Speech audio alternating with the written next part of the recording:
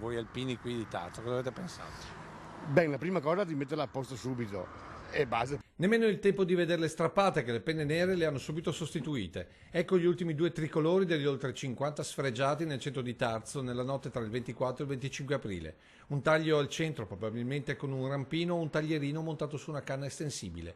Un malanno lungo oltre 1 chilometro, tanto coprono i tricolori della strada principale di Tarso che domenica vedrà la sfilata sezionale. Questo gesto a voi non vi ferma nella donata sezionale? No, assolutamente, anzi ribadiamo ancora di più la nostra appartenenza, la nostra alpinità sotto l'ombra del tricolore. Facile pensare che più verso gli alpini il gesto vandalico sia legato alla presenza del capo dello Stato nella vicina Vittorio Veneto. E le bandiere qui a Tarso gli alpini le avevano predisposte già più di un mese fa, quindi che il fatto sia accaduto a ridosso del 25 aprile sinceramente fa un po' pensare. Senta, per voi come comunità di Tarso cosa significa aver avuto le bandiere strappate?